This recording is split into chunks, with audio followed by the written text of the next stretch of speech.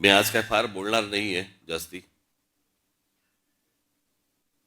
कारण परत एक 20 दिवसावरती आपला गुढीपाडव्याचा मेळावा आहे.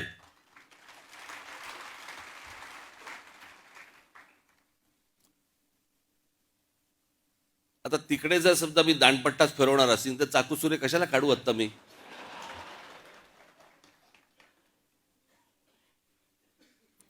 आज मी आलोय तुम्हाला सर्वांना मनपूर्वक शुभेच्छा द्यायला, आणि खास करून मी मोरे सरांनी आत्ताच्या परिस्थितीवरती आपल्याशी बोलावं, महाराष्ट्राशी बोलावं. मी अजूनही मी महाराष्ट्रात काही ठिकाणी मी त्यांची व्याख्यानं ठेवणार आहे. आजच्या या सगळ्या परिस्थितीवरती जी महाराष्ट्राचा जो चिखल झालेला आहे, आणि तो निव्वळ फक्त राजकारणासाठी आणि राजकीय फक्त मतं मिळण्यासाठी म्हणून तुमची आपापसात डोकी फोडून घेतायत, आग लावतायत, आणि हे आमच्या लोकांना समजत नाहीये. मोरे सरांनी अनेक विषय आता सांगितले. रामायण काळापासून त्यांनी अनेक गोष्टी सांगितल्या.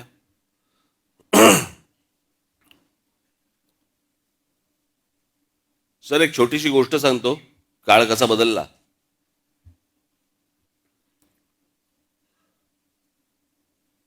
प्रभू रामचंद्रांना ज्यावेळेला वनवास झाला,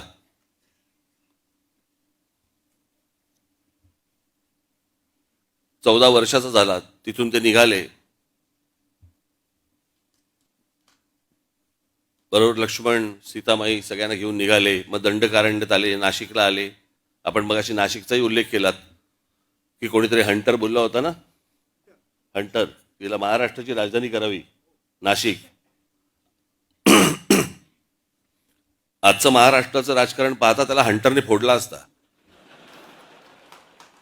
राजधानी नाही, आमची राजधानी, आमच्याकडे करा, आमच्याकडे करा. पण प्रभू रामचंद्र निघाले. मग ते दंडकारण्यानंतर पुढचं तुम्हाला सगळं माहिती आहे, 14 वर्ष. मग मध्ये रावण आला, मग सीतामाईला घेऊन गेला. मग प्रभू रामचंद्र आणि मग ते लक्ष्मण शोधत होते. शोधता शोधता त्यांनी ते वाली आणि सुग्रीव मिळाले, आणि मग त्यांचं ते युद्ध झालं. मग पुढे हनुमान मिळाले.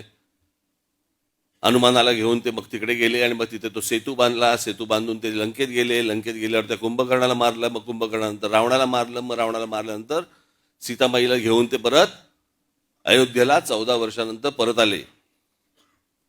मध्ये तो त्यांनी एक सेतू बांधला.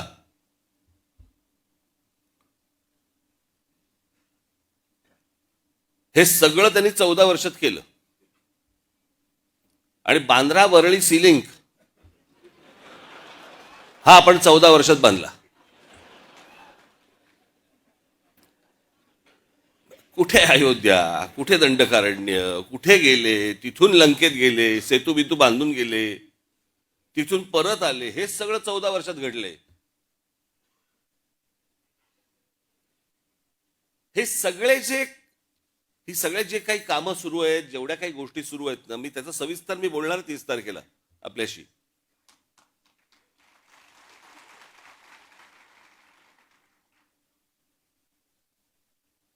या सगळ्या गोष्टींकडनं तुम्हाला गुमराह करण्यासाठी म्हणून हे जातीपातीचे विषय, आणि त्याच्यानंतर हे सगळं सोशल मीडियामधनं तुमची टाळकी भडकवणे,